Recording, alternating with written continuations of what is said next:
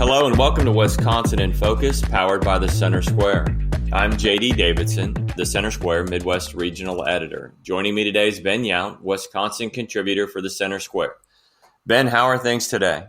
I'm split on which grill to buy. I'm definitely getting a new one, but I don't know if I need 4 burners or if I need more. I'm going gas, so I've got the charcoal and I can still use the charcoal.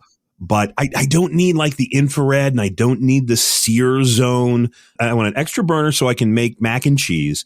And I need a spot for a rotisserie so I can do pineapples for dessert. So I have a charcoal that I just keep handy just in case, because every now and then you just want to burn the charcoal. And I have a smoker because I spent so much time in the South that I learned actually how to smoke meat properly. And it comes out at Thanksgiving and Christmas and a few other times during the year. Here's what I've found. I got a Blackstone, which I love. Then I bought a really, really cheap 2-burner grill. If I need something to throw on the grill, I will actually throw it on the grill. It works. The grill's better for steaks and some things like that. The other thing I'll use, the Blackstone. We did pineapple on the Blackstone over the weekend. Outstanding. That would be my recommendation. Get a really cheap, small grill. You've got your charcoal, and then get the Blackstone. I've got a Blackstone. I got the tailgate size Blackstone, and that thing gets to work out. It is the greatest thing in the world. By the way, grilled cheese and Chinese food. I did fried rice with shrimp. Oh, I was like Benny Hanna throwing shrimp to people in the parking lot. It was the greatest thing. So we did. Obviously, this isn't what the podcast is about, but we did teriyaki shrimp skewers with pineapple and fried rice. There you go. Over the weekend. There you go. We are recording this on Thursday, February 15th, 2024. Ben, we're nothing if not consistent, and we absolutely keep our promises. The past couple of weeks, we've talked about legislative district maps, gerrymandering, and court cases. And it's back in the news again. What's the latest? Yeah, I feel like this is an episode of Dora the Explorer. It's the map. It's the map. It's the map. It's the map. The latest is that this is now up to the governor, that both the Wisconsin Senate and the state assembly, which are controlled by Republicans, earlier in the week approved Governor Evers' maps as is. Now, these are part of the handful, 7 different maps that were submitted to the Wisconsin Supreme Court to meet the new muster, because the Supreme Court back around Christmas tossed out the maps that used to be used, the old maps that they were used for one election, but that's a whole other conversation that we don't need to fall down that rabbit hole. The governor's maps would, on paper, flip the legislature from Republican to Democrat. The governor famously drew certain lawmakers out of their district, sometimes by a block. One, Tyler August, the majority leader, they tried to draw him out of his district by 6 houses, but he had moved. And so the governor's people used his old address, not his new address. And so they just missed him by 6 houses. But the strategery, as we wrote the story that was posted up at the Center Square earlier this morning, is that Robin Vos said, look, this ends all the lawsuits, saves millions of dollars. This takes the Supreme Court out of the equation.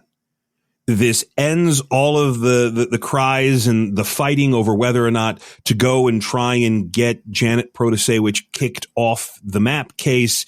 And essentially, he wants to end this instantly by giving the governor a set of maps and having the governor sign it. That would not only end this current fight, but it would reaffirm that the legislature draws the maps, not the Supreme Court, not outside experts, not University of Wisconsin professors, that the legislature is the one who's in charge of redistricting. And if they agree to the governor's maps, boom, they've done their job. The constitutional process remains whole, and it cuts out the Wisconsin Supreme Court. The entire strategy here is to cut out or cut off the Supreme Court.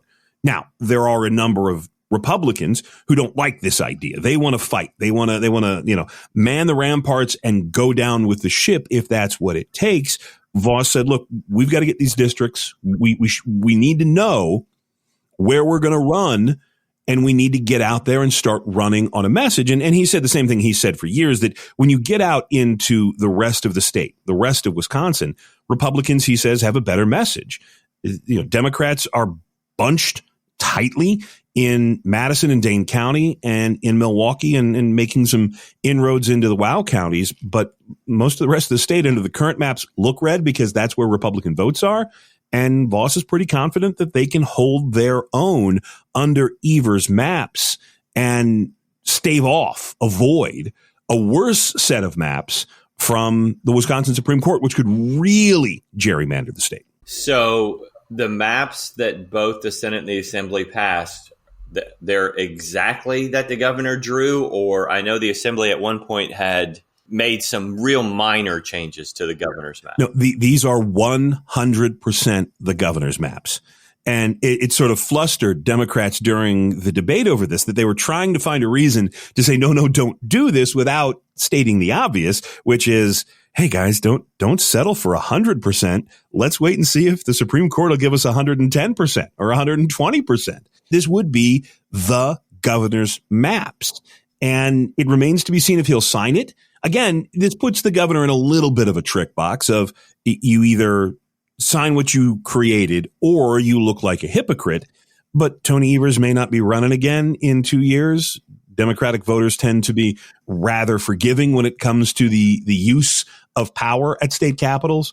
And I don't think Tony Evers is going to have to hide his head in shame from his voters if he vetoes these maps. But he's got till Tuesday.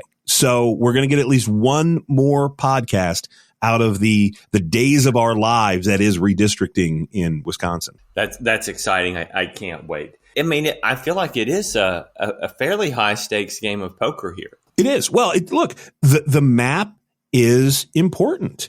As Democrats have pointed out, that when you draw a map to benefit one party, you benefit one party. It's politicians picking their voters and not the other way around. But it really is. Look at Illinois. Look at how that state over the past 20 years, 30 years has gone from being, a relatively 55-45 state to being almost a 70-30 state. And it is not just because the Chicago suburbs have become more blue. It is because of the way that they have chopped up that state via redistricting. I will always tell the story that I lived in the Illinois 17th, which was a congressional district based in the Quad Cities on the border with Iowa on the banks of the Mississippi River. And it stretched all the way down and then fish hooked. And I was on one side of the block. That put me in the 17th congressional district in Springfield, Illinois, 5 hours away by car, a couple of 100 miles away by interstate. But it was done to link up a number of Democratic pockets, to split up a number of Republican pockets. And I say this so often, I feel like a broken record. The courts have been clear. You cannot separate voters based on race. You can't say, well, we want to put all the black voters here and let's put all the Hispanic voters there. And let's put all the Asian voters here.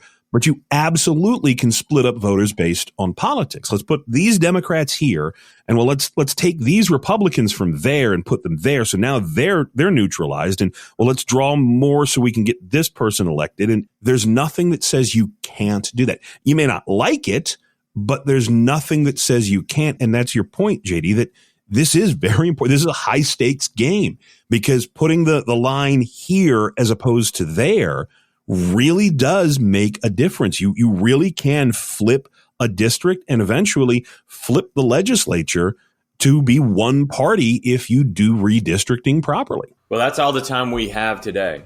Listeners can keep up with this story and more at thecentersquare.com. For Ben Yount, I'm JD Davidson. Thanks for listening, and please subscribe.